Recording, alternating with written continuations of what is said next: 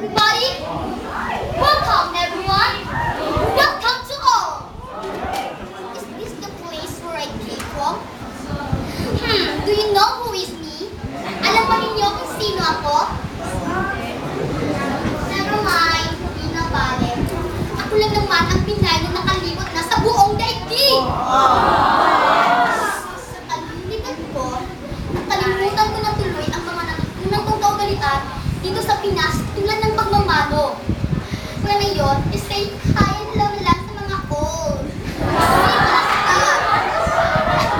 Sa pananakit, hindi ko na rin alam ang parang saya. Ew, ang baduy! Ew. At lalo na sa pagsasalita, nakakabaluktot ng dilang Pilipino. Pero teka, bakit? Di naman ako baluktot. Tuwid na tuwid ang dila ko.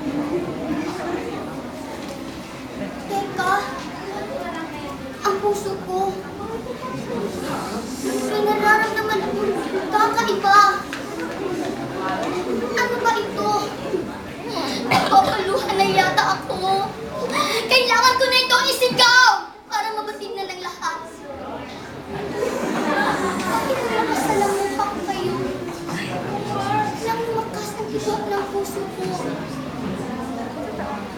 Bakit nang masilayan ko ang mga ngiti ninyo? Parang biglang nakisan ang nakabinit kong puso.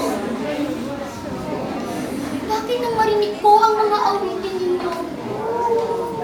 Para akong nakarinig ng mga buting anghel na nagsisiawitan. Bakit kakaiba ang aking nararamdaman nang muli akong imapak sa lupain ito?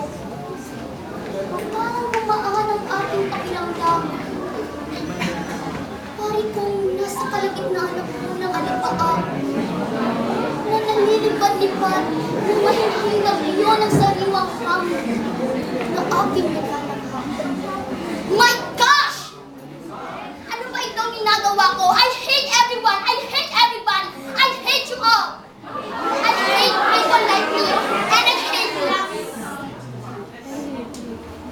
Tawad! Tawad!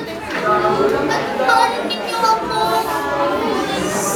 Ang sarili! Hinigal-higal dahil sa pagiging makasarili ko na ambisyosa. Nang mawala sa akin ang tunay kong pagkatao, the real me! Ang tunay na ako pala ay Pilipino!